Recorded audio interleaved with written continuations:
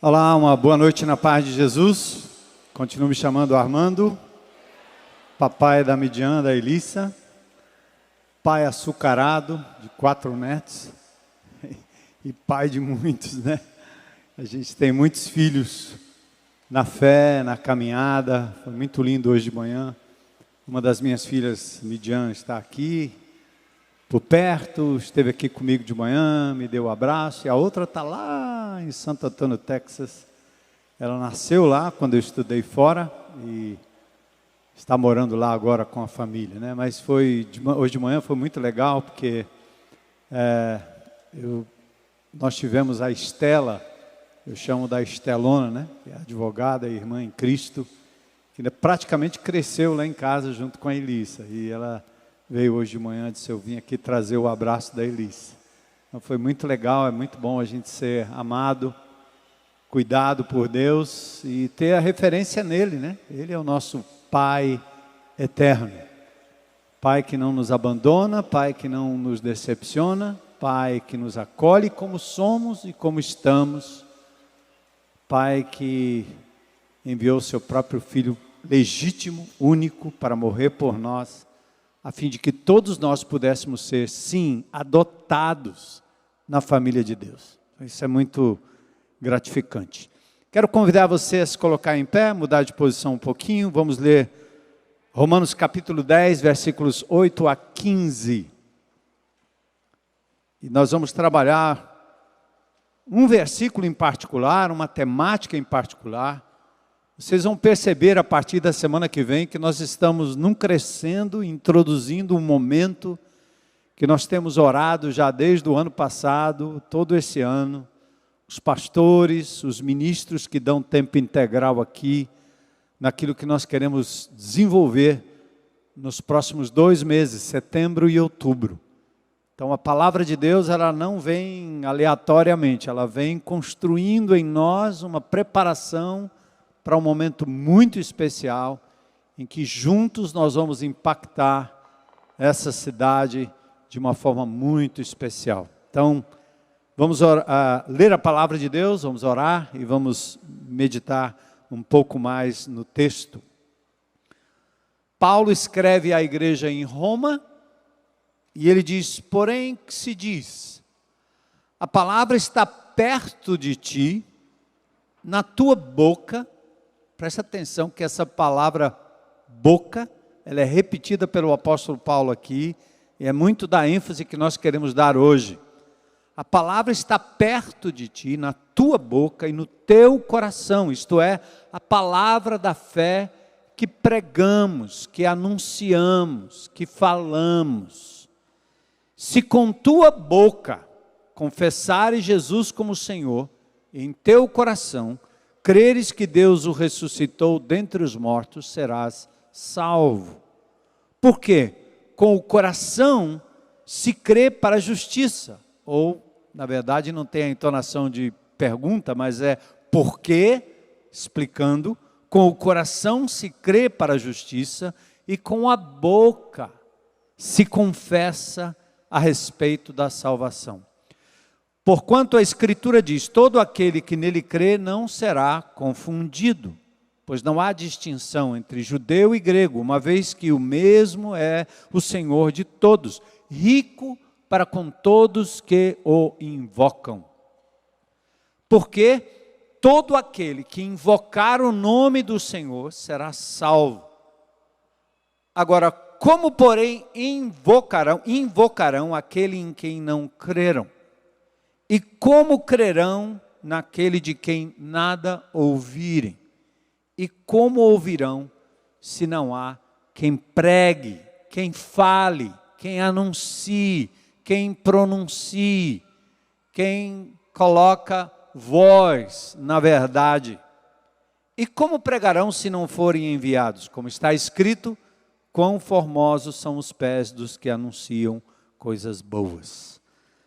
Senhor, obrigado por esse tempo precioso em que a gente já, desde a entrada nessa propriedade, fomos recepcionados pelo Teu amor, o Teu cuidado, através dos voluntários que cuidam dos nossos carros, da nossa entrada, da nossa saída.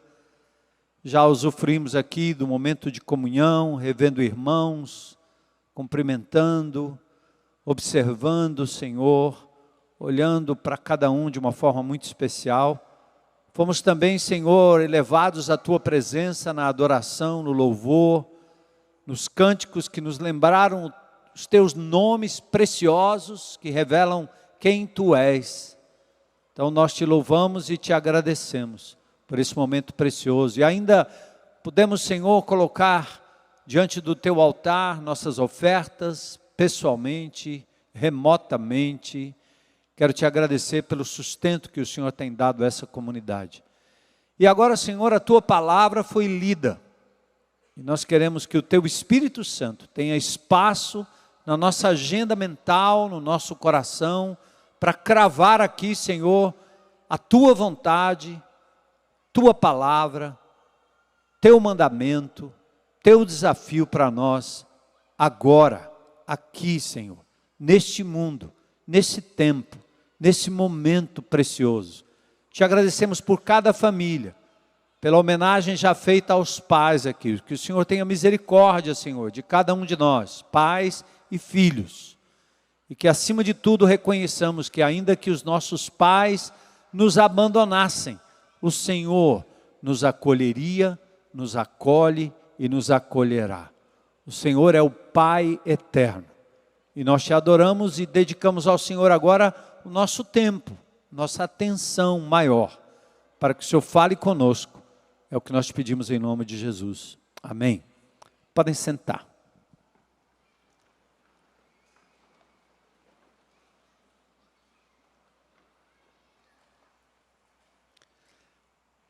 A semana passada nós falamos de forma muito forte sobre o nosso propósito nesse mundo. Por que você está vivo ainda? Cada dia eu encontro com uma pessoa, ou cada semana eu encontro com alguém, e diz, cara, eu sobrevivi.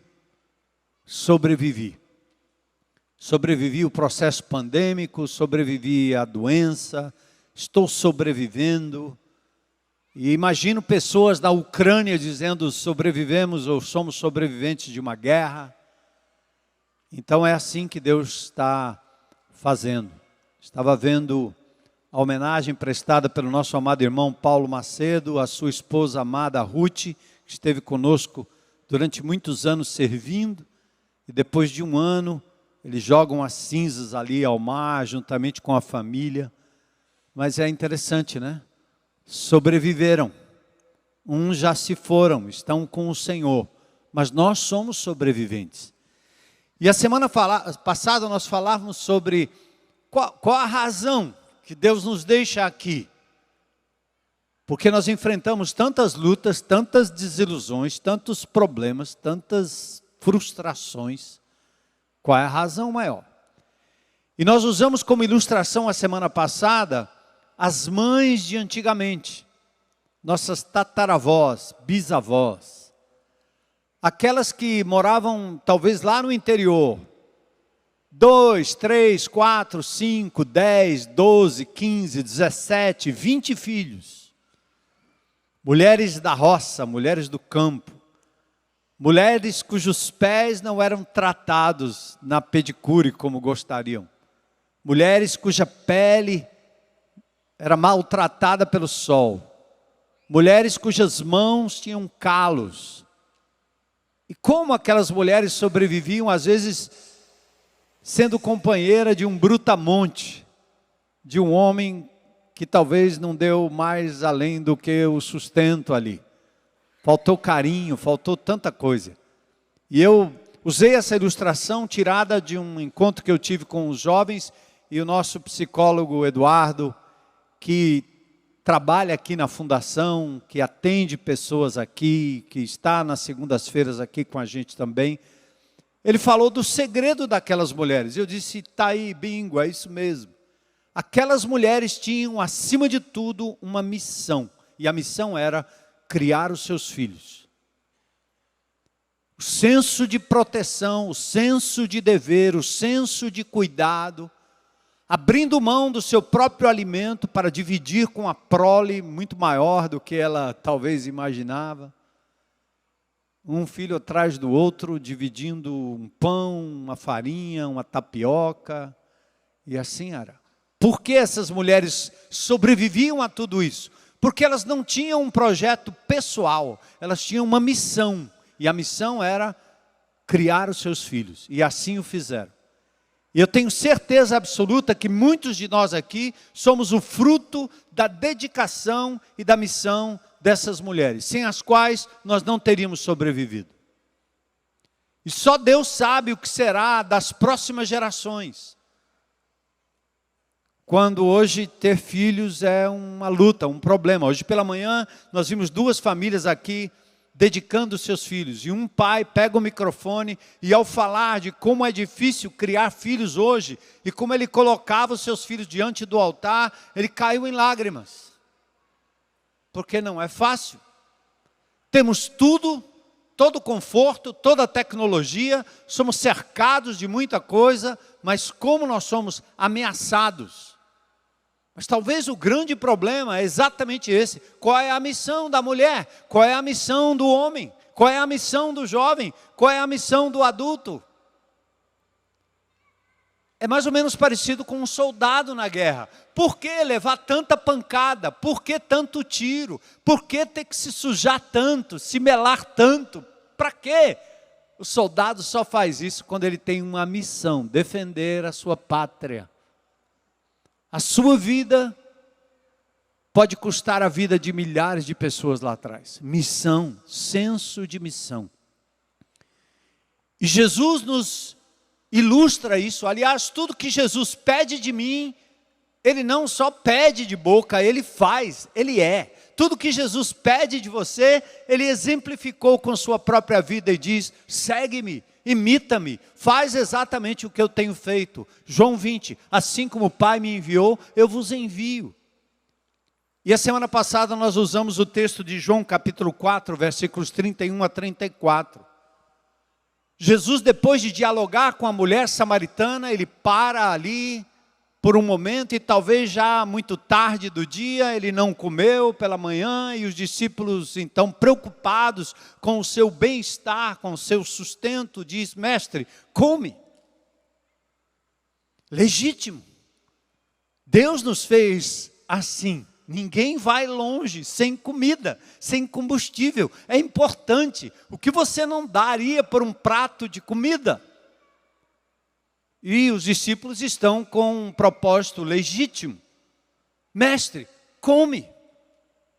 Mas Jesus responde e aproveita aquela situação, porque Jesus não é um pregador de blá blá blá. Ele ensina enquanto anda, ele não é professor de classe de escola bíblica dominical. Jesus anda com os seus discípulos. E na medida que as coisas vão acontecendo, Ele os instrui na palavra. Ele usa ilustrações da vida. Ele não é artificial, Ele não é aristotélico. Ele não é um indivíduo das letras e das teses.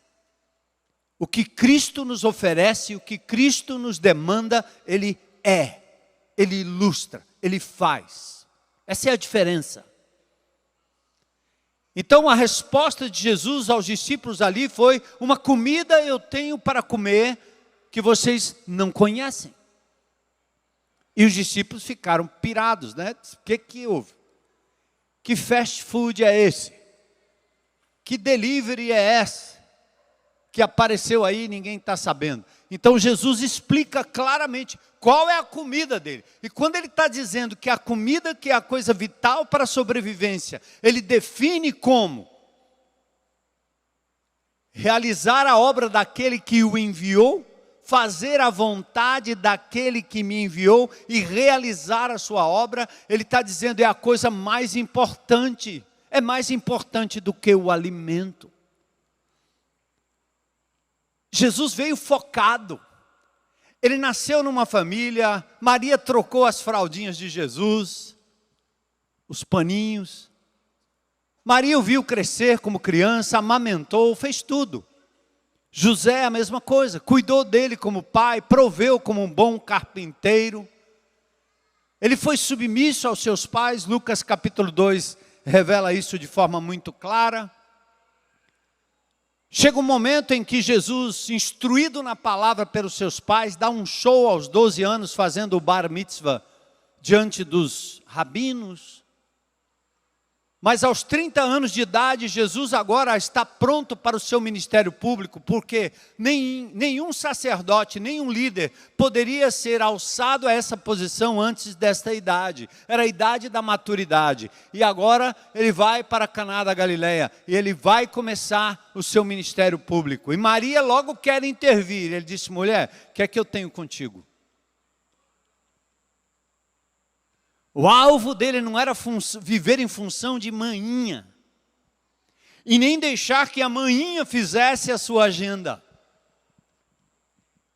E aí ele disse não, ele veio para outra coisa, ele veio para cumprir a vontade daquele que o enviou, para nascer naquela família, ser cuidado naquela família, mas o propósito nunca foi especificamente aquele propósito, como eu e você. Será que Deus não te conhecia antes de você ser gerado? Será que Deus não sabia que você ia nascer naquela família exatamente? Qual era o propósito dele? Eu andei à deriva 17 anos fazendo loucuras na minha vida. Mas ele me cercou todo o tempo, ele tinha um propósito na minha vida, que era maior do que os propósitos que eu fiz para mim mesmo. Sonhei com tanta coisa. Tudo parecia dar certo, mas logo era abortado. Sonhei em ser um piloto de caça, fiz teste, passei no exame, fiz exame médico, fui para o quartel, cortei o cabelo, me despedi de todo mundo. E lá, depois de um tempo dentro do quartel, me chamaram para dizer: não, você não foi o último da lista, você foi o primeiro dos classificáveis, volta para casa. E naquela época eu tinha me despedido da minha namorada, já convertido, que era Heloísa. Voltei do quartel para casa sem entender absolutamente nada, enraivecido, chateado com tudo.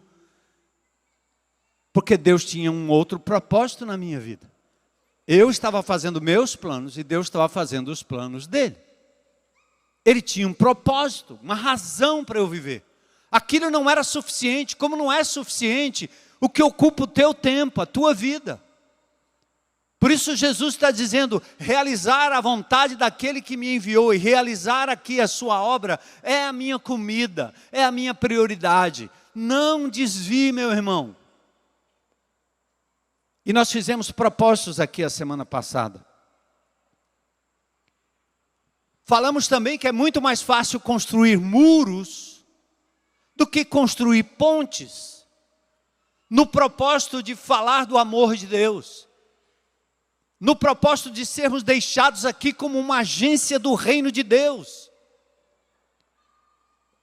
Falamos e vamos repetir: que cristianismo baixo é esse? Eu não aguento assistir muita gente pregando por aí na internet, porque é um positivismo doente, é uma manipulação, porque parece que o pregador sabe o que você quer, sabe o que você precisa, e ele dá o que você quer. Você quer dinheiro? Quem quer dinheiro? Eu prefiro Silvio Santos.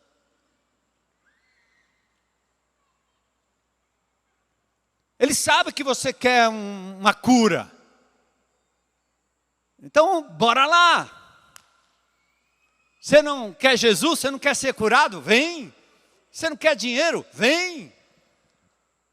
Você não quer ser cabeça ao invés de ser cauda? Você vai ser o poderoso, o dono da empresa. Hein? Jesus ouvia esse discurso todo o tempo.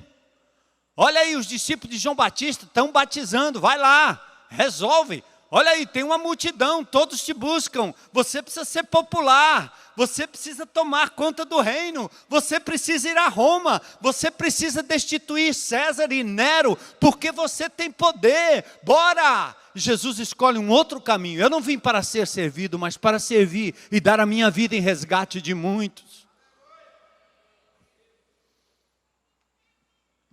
Meu coração chora por ver que cristianismo é esse que nós estamos construindo, baseado em que Bíblia, em que palavra, em que Jesus. E por isso os crentes andam de igreja em igreja, porque se ele não gostou daquele ali, ele corre para outro, se ele não gostou para aquele, ele corre para lá. Se não tem o que ele quer, ele não vem. Se não tem a música que ele quer, ele não vem. Se não tem a comida que ele quer, ele não vem. Se não tem a classinha para a criancinha, para o menininho, para o adolescente, ele não vem.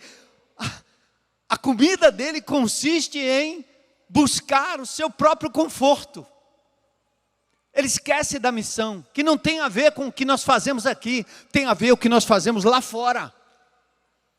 E Jesus disse: eu não vim para ser servido, mas para servir e dar a minha vida em resgate de muitos, porque eu vim buscar e salvar o que se havia perdido. Simples assim, irmãos. Você só está vivo porque Deus quer te usar como um farol que brilha à noite, como ponte sobre as águas, como abrigo no deserto, como nós cantamos aqui. E você diz: sonda-me, Senhor. E Ele está sondando e dizendo: você está montando o seu próprio castelo e seu próprio reino. Desmancha isso, como Ele fez comigo. Ai, que discurso ruim. Mas hoje eu quero falar um pouquinho mais. Falar sobre as pontes que ultrapassam barreira. Quais são elas? Quais são as pontes? As pontes que eu construo e sustento são as pontes que têm a ver com as necessidades das pessoas que estão ao nosso redor. Elas estão carentes, elas precisam de ajuda, elas estão prisioneiras, elas são solitárias, elas estão angustiadas como ovelhas que não têm pastor. E nós precisamos apresentá-las ao sumo, ao grande e ao supremo pastor, Jesus. As pessoas estão no fundo do poço. E essa é a expressão mais correta. E num certo sentido, nós que somos crentes em Cristo Jesus, criamos muros ao invés de pontes. Eu me lembrei quando eu me converti logo no princípio, eu frequentava a igreja batista regular lá em Tucuruvi, que era a igreja da Heloísa, que me conduziu até aquela igreja e me apresentou Jesus. Eu disse: meu Deus, para entrar aqui, meus amigos, todos os amigos bandidos, drogados, todos aqueles caras que andavam comigo, eles não vão entrar aqui nunca. Tem um portão estreito, tem uma escada para subir, tem um biombo para entrar, tem 2 diáconos, parecem guardas na porta, e eu entro com o cabelo diferente, a roupa diferente, eu sou visto e olhado de cima e embaixo, como se eu não pudesse entrar com a minha roupa. E aí, quando Deus me chamou para o ministério, eu disse: eu tenho que desmanchar isso. A primeira coisa que eu fiz na IBC foi acabar com aquela história daquele templo na Gonçalves Ledo 1414, porque aquilo ali era uma masmorra, era uma gruta, aquilo não era igreja. Aliás, nenhum templo feito por mãos humanas merece o nome de igreja. E assim a IBC caminhou anos e anos, desde 83, quando eu cheguei aqui. Acaba com o santuário, acaba com o altar, porque são figuras do Velho Testamento, que nos levam a sermos espectadores do poder, enquanto um homem ou meia dúzia de homens fazem a obra do ministério, são os poderosos, e o povo só senta, e assiste, e paga, e exige, e vira cliente. E quanto mais velho na fé, mais exigente ele se torna. E ali foi fácil logo no começo, né? Novinho, sem medo, porque eu nunca dependi de homens, eu dependo de Deus, então eu não tinha medo. Vocês me mandarem embora, eu vou catar lata e vou sobreviver e sustentar minha família com dignidade, mas eu não vou vender o evangelho de Jesus e nem vou enganar ninguém. Então, meu nome é Armando. E eu dizia para aquele povo lá em 83, daquela igreja tradicionalzinha aqui, quem é crente há mais de 10 anos sabe do que eu estou dizendo. Baixa o altar, tira as cadeiras, os pais consagram os filhos, quem pariu Mateus que balance. A ceia é dada por todo mundo, não por uma bênção que consagra. E olha que meu nome é bispo, Armando Bispo. E se eu pegasse aquela ceia do Senhor ali, eu diria, Domino vobisco et cum spirito tuo. Amém. E o povo ia achar uma beleza. E eu sairia por aí no meio da multidão, sendo tocado pelas pessoas, como se de mim saísse virtude. Mas eu aprendi outra coisa na palavra de Deus. É que o Espírito que habita em mim, habita em você. É que a igreja de Jesus se reúne debaixo do cajueiro, dentro de um ginásio, num ex-prostíbulo. E assim essa igreja andou peregrina, até que um dia nós decidimos vir para esse lugar, em 1998, que só os malucos poderiam acreditar que aqui poderia ser um lugar onde nós pudéssemos nos reunir, em nome de Jesus, sim. Cravado numa comunidade super perigosa, vizinha aí do Janguruçu, Pacotê, que é a nossa faixa de Gaza. Mas nós entramos aqui, fomos recepcionados a bala nessa propriedade. O bandido que atirou aqui na gente, hoje é nosso funcionário. E dá testemunho de como Jesus entrou aqui, porque a igreja de Jesus chegou, o reino de Deus chegou. E nós não viemos aqui para sermos protegidos com carros blindados. Eu não entrei aqui com colete à prova de balas. Eu entrei aqui em nome de Jesus, porque essa propriedade Deus nos deu.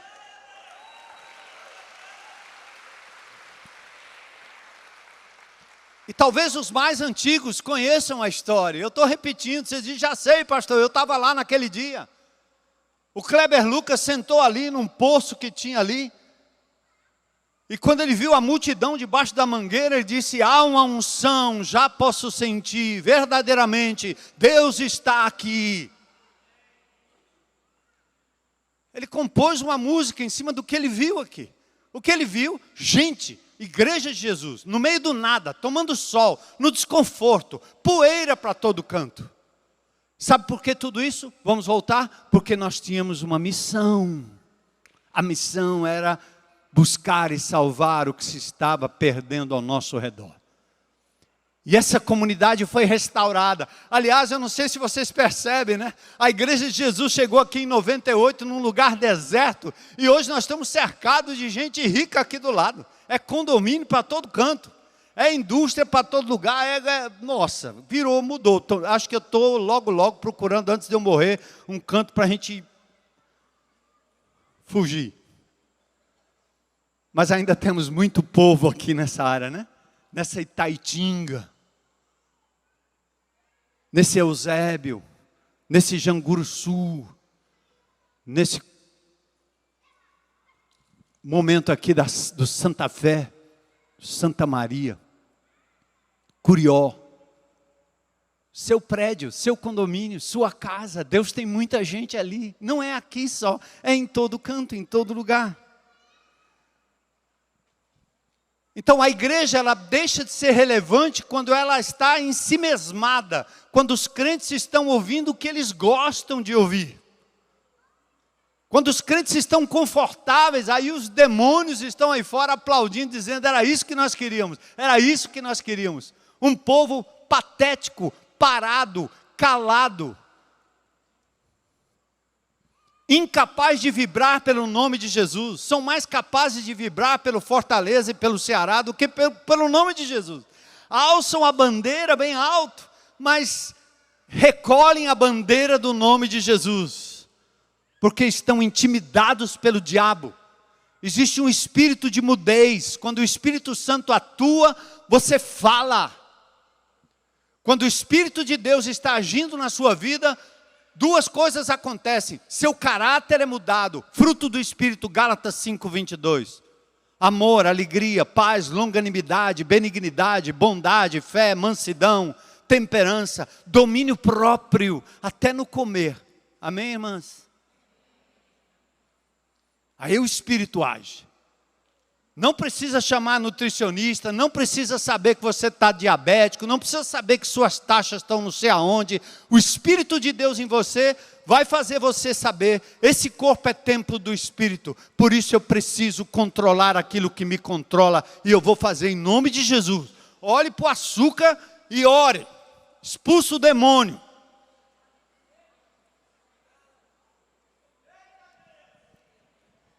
Porque é barra. Não é fácil não. Mas o crente acaba com o corpo dele, acaba com a vida dele, acaba com as finanças, acaba com tudo, e vem para a igreja cantar glória e aleluia no final de semana. E quando sai do portão, morreu, pronto, acabou. Tchau, Espírito Santo. Mas o Espírito Santo, além de lhe dar domínio próprio, as duas coisas, a outra coisa é que o Espírito Santo lhe leva a abrir a boca e proclamar o nome de Jesus. Amém, irmãos? Então, se na semana passada nós falamos da importância de construirmos pontes para os corações, nós queremos dizer hoje que aqueles que precisam de Jesus não vão ouvir se você não abrir a boca e falar. Imagine uma ilha com uma população faminta, sem comunicação com a terra, e daqui a pouco constrói-se uma ponte até a ilha. A ponte não leva comida, a ponte não leva sobrevivência, a ponte é só a ponte. Alguma coisa tem que passar, o alimento tem que passar. Então a construção de pontes no coração das pessoas que estão ao seu redor não é suficiente. É preciso que algo passe até o coração daquelas pessoas. Jesus fez isso. Ele fez uma ponte ao coração da samaritana. Mas ele levou a ela e disse, água viva eu tenho. Ele revela os pecados da samaritana. E aquela mulher não só deixa o seu cântaro, que talvez fosse o seu meio de sustento, talvez ela não só bebesse daquela água, como fornecesse água a outras mulheres da vida, ela larga os cântaros, e agora ela tem uma nova missão, volta para os seus amantes, e ela começa a proclamar Jesus, de tal forma que os samaritanos vêm ao encontro do Senhor, dizendo, o que é isso? Quem é esse homem? A minha missão, a sua missão não é ostentar o que nós sabemos, o que nós temos, o que nós vestimos, o que nós possuímos, o que nós sabemos. A nossa missão é ostentar Jesus. É fazer com que as pessoas enxerguem nos nossos gestos o Cristo que morreu e que ressuscitou para dar nova vida. Essa é a nossa missão, irmãos. Entende?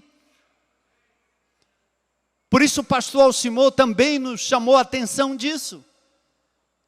Prioridade, o reino de Deus em primeiro lugar. Minha casa, minha vida, sua vida, minhas habilidades, suas habilidades, tem que estar a serviço do reino de Deus.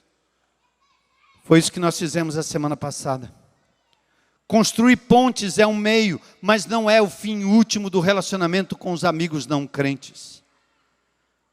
Jó clamou, como o mundo clama. Não tem um intercessor entre esse Deus distante e nós. Não temos um mediador. E o próprio Deus diz, as suas iniquidades fazem divisão, separação. Tem um abismo maior do que o abismo do contato pessoal, é o abismo espiritual. E aí você faz o contato pessoal como uma ponte. Você leva amor, leva carinho, leva cuidado, demonstra interesse, essa é a ponte. Mas isso não é suficiente, porque o maior obstáculo é a cegueira espiritual. A apatia é o maior obstáculo, é o solo duro. Na primeira ponte eu me aproximo do Senhor, e por ela ou sobre ela, aí sim eu levo o Evangelho de Cristo, porque assim diz o texto, como crerão naqueles de quem nada ouviram, e como ouvirão se não há quem fale? Porque quando se usa a palavra prega, o que é que você pensa? Você sai por aí dizendo para o povo assim, ó, domingo, vai lá, porque tem um homem lá que prega, aquele homem... Aí você sai convidando as pessoas, você só dá um convite para ele. Domingo que vem, entre o seu convite para ele vir aqui à igreja e o domingo, ele tem um infarto mal súbito, é atropelado, morre e acabou. Não deu tempo. O que eu quero dizer é que você é a ponte e você tem a palavra. Nós temos que ter esse senso de urgência. Não é errado convidar alguém para vir aqui. E eu gostaria que essas cadeiras todas estivessem cheias de pessoas carentes do amor de Jesus a cada domingo. Mas é muito mais importante que você não apenas traga as pessoas às cadeiras, mas leve o nome que é proclamado aqui onde as pessoas estão. Você é o agente. O certo e o bom seria se nós voltássemos aqui a cada domingo, trazendo os resultados daquilo que nós fizemos durante a semana. E eu desafiei aqui, aliás, falei dos crentes antigos, porque essa é uma tendência minha, é uma tendência nossa. Quando você é novo na fé, você quer converter a mãe, o pai, o primo, o tio. E com o tempo, você vai se afastando dos seus amigos, se afastando das pessoas, já converteu a família, você está todo confortável, os meus já estão no céu e o resto que se lasque. Porque você abandona, você fecha a boca, você não volta mais, você cria muros, você cria guetos. Quando nós tínhamos um colégio aqui, eu me lembro, a tese de alguns era, nós precisamos de um colégio cristão. Eu estive agora em Natal e eu vi o negócio lá. Nós precisamos de um colégio cristão, que é para quê? Para isolar o povo dessa loucura que está acontecendo aí no mundo. Essa é a solução, é?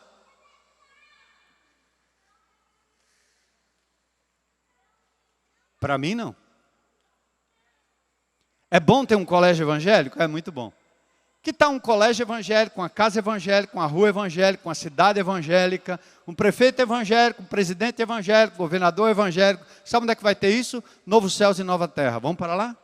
Eu estou indo para lá. Aqui não. Aqui é pauleira. Aqui é lugar de você sustentar a sua fé, porque dentro de casa, o pai e a mãe introjetaram Jesus pela palavra e pelo exemplo. Minhas filhas estudaram em universidade pública, eu não tive medo de absolutamente nada. Eu sabia que elas criam em Jesus. E se desviassem da fé, o que a semente plantada, a palavra proferida e vivida na minha casa, não voltaria vazia. E não voltou. Aí nós ficamos cheios de criando guetos, criando castelinhos. Aí nós temos uma geração de pessoas que quando se encosta com o descrente, é o descrente que evangeliza ele e leva embora. E aí diz, meu filho foi para o mundo. Claro que foi para o mundo. Ele foi criado com propósito, ele foi criado com vida de verdade, ou você criou ele na religiosidade? Ou você obrigou ele a cumprir um ritual? Tem diferença, gente. E grande. Então eu não tenho medo. Medo de quê? Jesus disse, eu não peço, Pai, que os tire do mundo, mas que os livre do mal. Então vamos anunciar as boas novas, vamos construir pontes, mas a palavra tem que ser proferida. Como ouvirão se não há quem pregue? Presta atenção, pregue não é o pastor, certo? O pregador, prega você, meu irmão. É só falar, minha irmã, tá bom? Abra a boca, fala.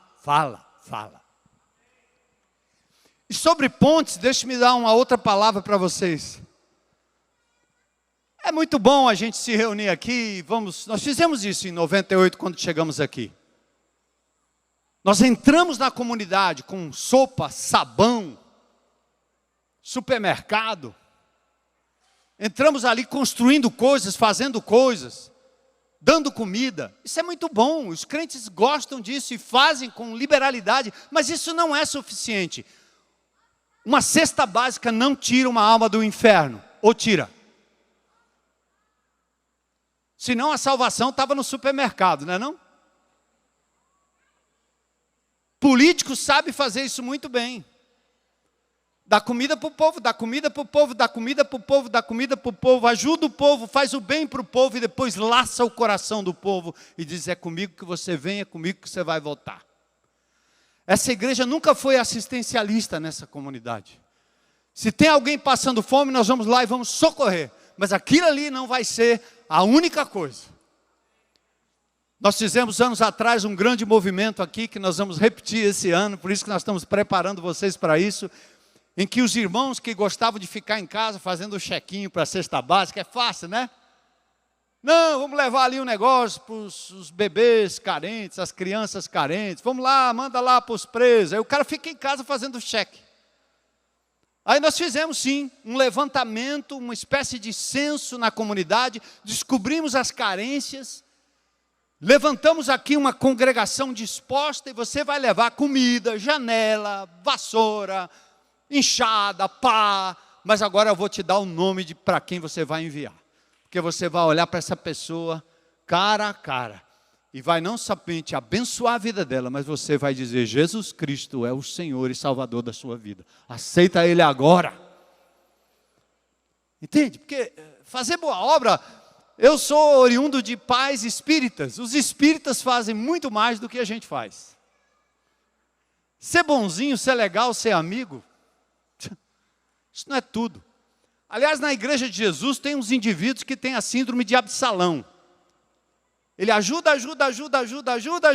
ama, abraça, abraça, depois ele diz: vem comigo, você é meu, eu te tenho, você me deve, e vamos lá. Absalão fica na porta da igreja dizendo assim: aquele pastor não está te olhando não, mas eu estou aqui, eu estou te vendo.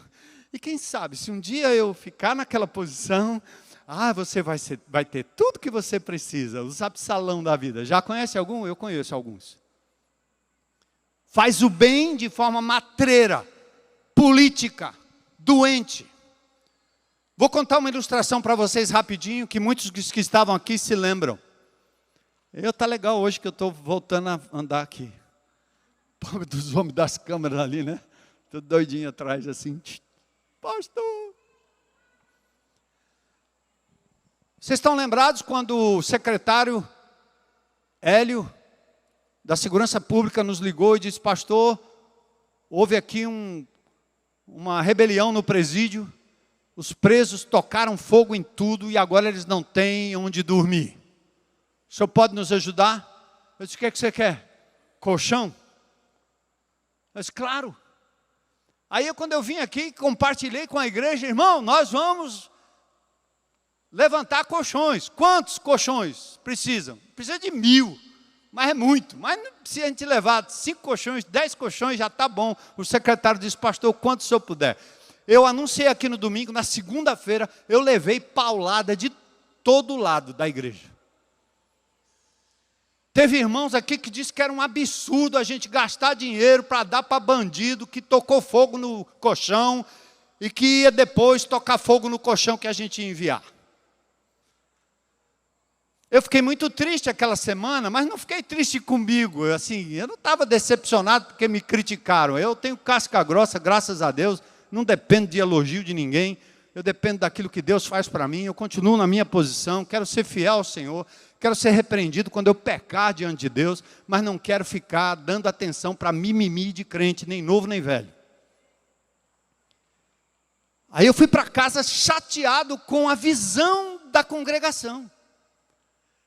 Aí eu voltei no domingo aqui, né, e antes de começar a palavra, eu disse assim: tem uma coisa que eu preciso dizer a essa igreja. O amor de Deus não é seletivo. Entendem? Se eu viesse aqui dizendo que estava faltando leitinho e fraldinha para beber, todo mundo ia me aplaudir, todo mundo ia ficar com o coração: ai, uma criancinha, mas um bandido. Vocês teriam me deixado na bandidagem até hoje, se dependesse desse tipo de amor. O amor de Deus não é seletivo. Eu disse: eu não quero ser pastor de membros que acham que o amor de Jesus é seletivo. Só ajuda o pequenino, o bonitinho, o irmãozinho, o priminho, o coleguinha, a maninha, o painho, e vamos desprezar os outros. Jesus fez exatamente o contrário. Quem é? Teu pai, tua mãe, teus irmãos estão aí. Ele disse: quem? Meu pai, minha mãe, meus irmãos são aqueles que fazem a vontade daquele que me enviou. Eu estou fora, minha prioridade é outra. Sabe o que aconteceu? Essa igreja levantou 1000 colchões. O colchão que para o governo, amém? Eu perguntei para o secretário: quanto é que custa o colchão aí que vocês compram? 150 e poucos reais. Nós compramos a 49, porque não tinha propina no meio. Aí compramos mais colchões, certo? E eu estou me lembrando da história de um irmão que foi servir no presídio, um irmão amado, querido, entregou a vida a Jesus. Ele era tão delicado, ele não matava uma mosca, aquele homem. Simplesinho. Simples não, né? Porque ele era um irmãozão bem de vida. Aí ele foi lá no fórum tirar o seu nada consta, saiu de lá algemado. porque ele tinha uma pendência lá atrás que correu a revelia, ele não sabia, saiu preso.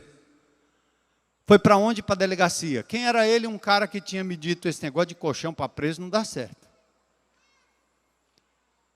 Da delegacia nós quisemos tirá-lo, liguei para o secretário disse, não tem jeito, ele tem que, por uma questão processual, ele tem que ir ao presídio. Ele foi ao presídio. E lá, por causa do crime que ele estava implicado, ele não podia ir para a cela dos outros, porque senão matavam ele. Aí lá em Pacatuba nós fomos e deixamos ele lá, e ele conversou com o diretor me conhecia, a igreja também. Vamos colocar ele aqui no corredor. Esse irmão ficou lá no corredor, 1 dia, 2 dias, 3 dias, ele quase morre de tanto frio, gelado, molhado. E ele corre para o diretor e disse, diretor, por favor, arruma um colchão. E o diretor disse, eu tenho um colchão aqui.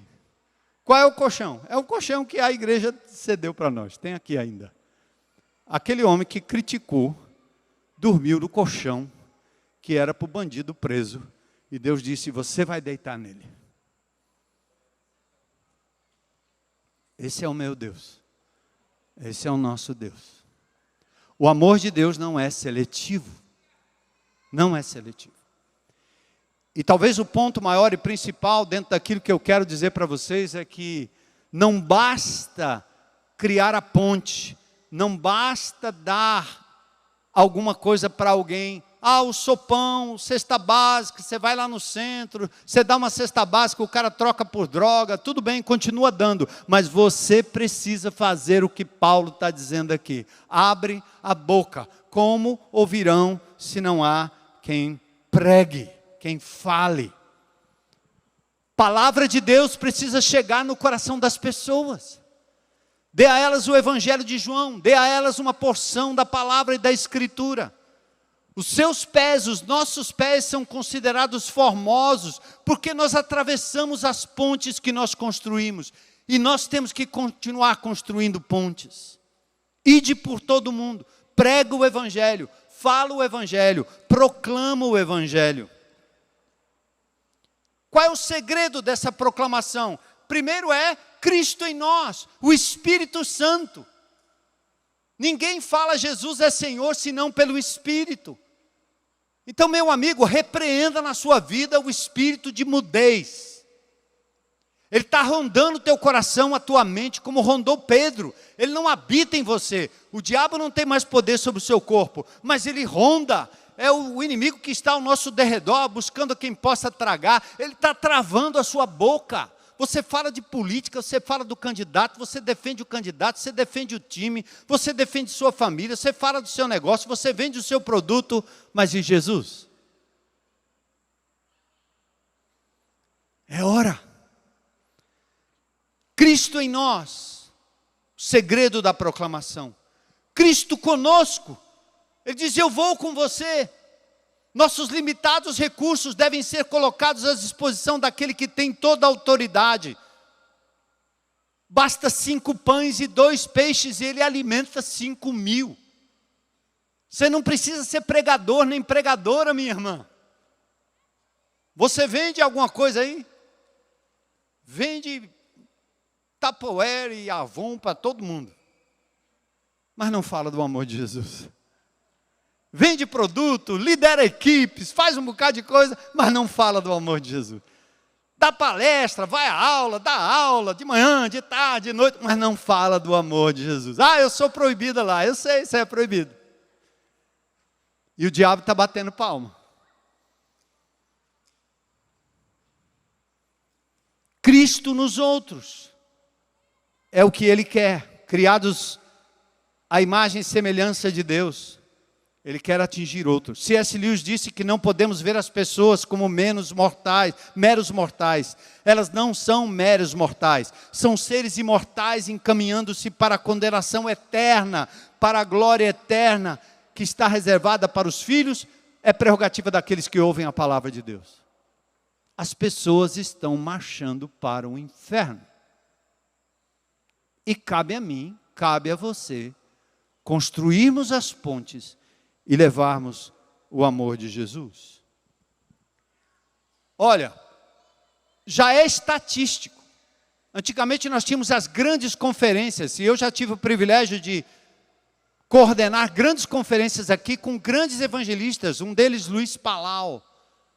Enchemos os estádios, enchemos os lugares, e vem aquele pregador lá não sei de onde, e prega, e um monte de pessoas se converte.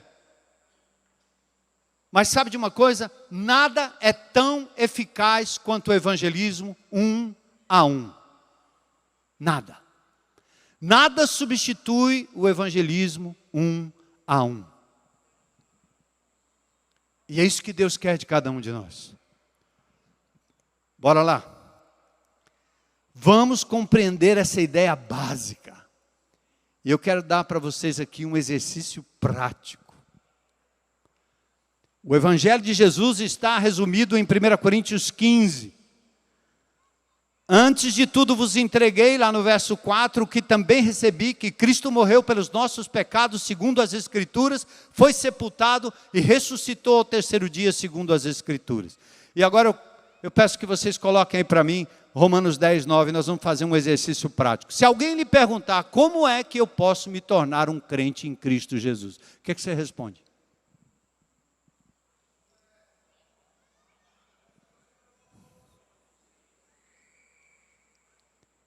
E se a pessoa não lhe perguntar, você tem como levá-la a essa conclusão?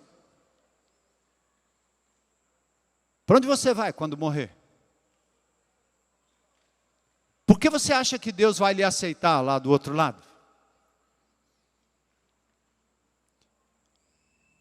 Mas Romanos 10, 9 tem a resposta que a gente quer deixar cravado aí na sua mente agora. Quem conhece o versículo de cor? Ótimo. Quem não conhece, memoriza, escreve na mão, põe aí no seu celular, põe na sua porta, no seu carro, põe lá. Presta atenção à importância da ponte e do que vai sobre a ponte. Se com tua boca confessares Jesus como o quê? Dono. Aqui não é seu Jesus não, seu Zé. Oi, seu Zé.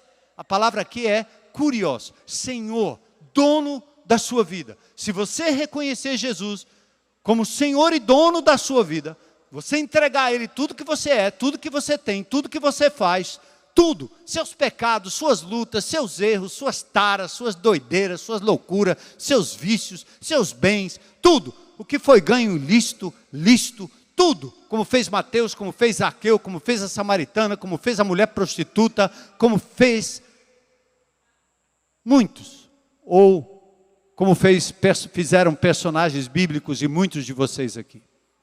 Se com a tua boca confessares a Jesus como Senhor, e em teu coração, lá dentro, na sua mente, creres que Deus o ressuscitou dentre os, Ele venceu a morte, Ele é capaz de dar vida, Ele vai nos ressuscitar no último dia, aí diz o quê?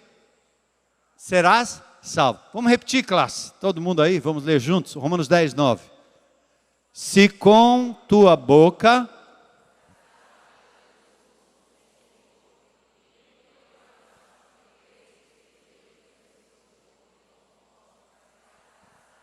fazer mais alto, vamos fazer mais alto, classe.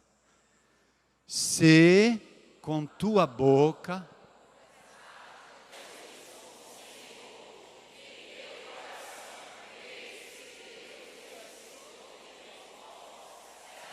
salvo. Como ouvirão se não há quem fale?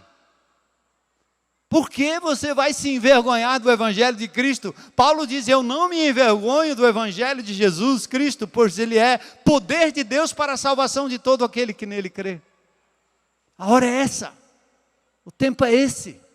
Vamos destampar a nossa boca. Vamos pedir que o Espírito de Deus elimine esse espírito de mudez que está ao nosso redor. E quando você apresentar o Evangelho para alguém de forma simples, pessoal, você pode perguntar para ele assim, o que é que te impede? O que é que te impede? Mas como, é agora? O carcereiro de Filipos, o que é que eu devo fazer para ser, de Filipos, o que é que eu devo fazer para ser salvo? crê no Senhor Jesus Cristo e será salvo, tu e tua casa. Eu não preciso pagar, eu não preciso comprar, eu não tenho que fazer boas obras, eu não tenho que cumprir os 10 mandamentos. Que 10 mandamentos, meu irmão? Você lá tem capacidade de cumprir nenhum, quanto mais 10. Eu nunca adulterei. Está certo.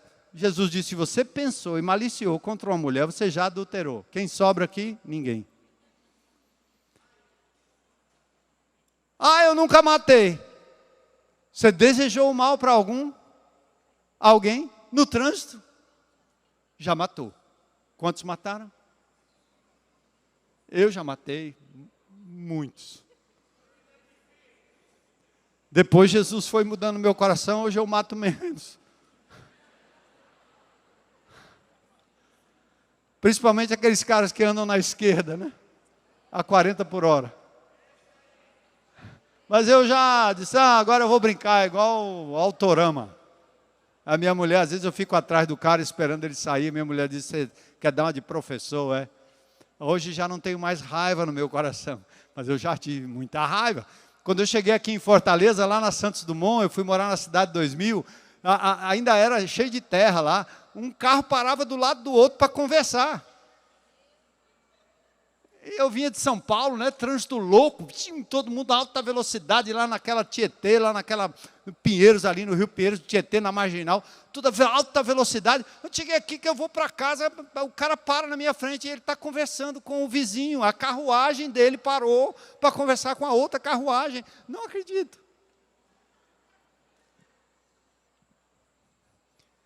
Então não vem com essa de que você precisa praticar boas obras para entrar no céu. Não é um negócio, é graça de Jesus. Ele já pagou todo o preço dos seus pecados. Diga isso para as pessoas, simples assim.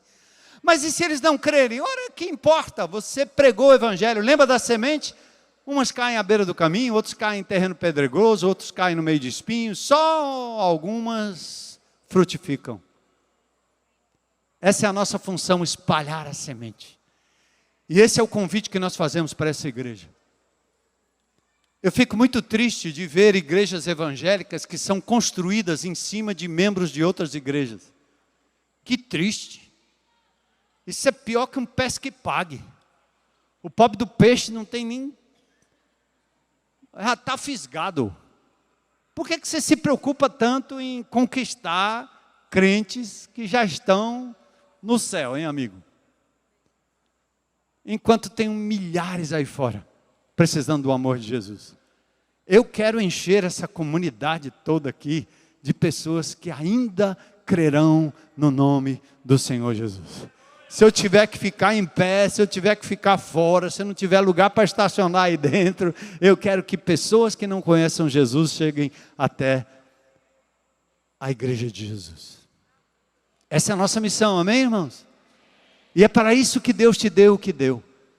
E se você achar que você não sabe falar, eu sou meio tímido, olha o que Jeremias ouviu do Senhor. E essa palavra eu transfiro para você para a gente se encerrar. Deus capacitou Jeremias, Ele vai capacitar você. Olha o que Ele disse. Deus disse assim, antes que eu te formasse lá no ventre da sua mãe, certo? Eu te conhecia, eu já sabia quem você era. Mas eu nasci no lugar errado. Nasceu não. Deus sabia. Antes que saísses da madre, eu já te consagrei. Ele fez isso comigo. Ele fez com você. Eu te constituí profeta. Vai, mulher, você é profetiza. Você quer o quê? Um título? Hein? Precisa de um título, marido? Precisa não. Profeta é aquele que fala em nome de Deus ao povo. Sacerdote é o que fala pelo povo em nome de Deus. Todo crente é um sacerdote. Ele pode interceder pelas pessoas diante de Deus. Todo crente é um profeta. Ele pode falar por Deus às pessoas. Amém? Diga para o Senhor, eu sou um profeta. Mulheres, digam, eu sou uma profetisa. O Senhor me constituiu. Aí o Jeremias é chorão. Não, Senhor, eu não sei falar. Eu não passo de uma criança. Eu tenho minha conversa de criança. Eu só sei comer pipoca.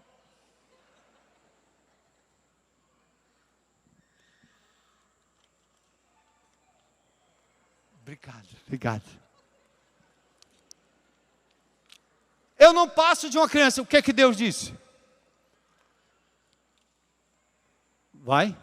Mas o Senhor me disse, não digas, não passo de uma criança. Obrigado, está gostosa. Porque a todos a quem eu te enviar, o quê? Irás. E tudo quanto eu te mandar, falarás. Não temas diante deles, porque eu sou contigo para te livrar, diz o Senhor. Vamos, igreja! Bora! Andando e chorando, semeando a semente. A gente vai voltar chorando, tá certo? Vai ter trupicão, você vai cair, o joelho vai doer, você vai perder coisa, não vai ganhar tudo não. Aqui não tem positivismo não. A única coisa positiva que tem é o Senhor vai estar comigo, mesmo no vale da sombra da morte. Pode entrar o grupo de louvor.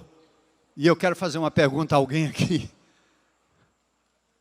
O que é que te impede de entregar sua vida a Jesus hoje? E dizer assim, eu confesso com minha boca que Jesus Cristo é Senhor da minha vida. Até aqui você tem sido o Senhor. Olha quanta coisa você tem. Olha quanta coisa você agarrou, possuiu. Olha como isso te frustrou. Olha como isso acabou com você. Você entregou seu coração a pessoas, a coisas, a bens, posições, só sofrimento. E hoje Jesus está te chamando aí. Se com tua boca confessares Jesus como Senhor, agora, em teu coração, creres que Deus ressuscitou dentre os mortos, será salvo. Aleluia! Quem gostaria de entregar a vida a Jesus hoje à noite? Levanta a mão, fica de pé aí. Coragem para dizer, eu quero Jesus. Aleluia! Glória a Deus, Deus te abençoe. Estou vendo sua mãozinha lá, isso. Levanta a mão lá, diga, eu quero. E você vai abrir a sua boca diante de alguém e vai dizer, eu recebo Jesus como meu Senhor e meu Salvador. Amém? Quantos crentes em Cristo Jesus hoje querem derrotar o espírito de mudez, o inimigo de Deus, querem ter os olhos que Jesus teve para olhar para a cidade, olhar para os vizinhos, olhar para os colegas de trabalho, da escola e ser capaz de enxergar pessoas imortais que estão indo para o inferno, mas para as quais você tem uma mensagem de salvação e diz, agora pode dizer, eis-me aqui Senhor, eu quero ir, eu quero falar, me leva Senhor, fica em pé aí, fica em pé, vamos ficar em pé, diga eu quero Senhor, eu quero ser usado, quero ser sim Senhor, ponte palavra ao coração dessas pessoas, aleluia, aleluia, essa é a resposta, o reino de Deus está chegando, já chegou em Fortaleza, Jesus está chegando, já chegou em Fortaleza, você é o braço dele, a boca dele, a mão dele, o coração dele, o mensageiro que leva a palavra de Deus, aleluia, estou muito feliz, porque Deus vai levantar e está levantando um exército evangelizador, missionários e missionárias, pessoas que exercem a função pastoral, cuidando, pastoreando, trazendo, limpando as feridas e levando o amor de Jesus, sem título, porque Jesus nunca teve título, como João, voz do deserto, aquele que proclama, isso que eu quero ser, sonda-me Senhor, vamos cantar em resposta a essa palavra.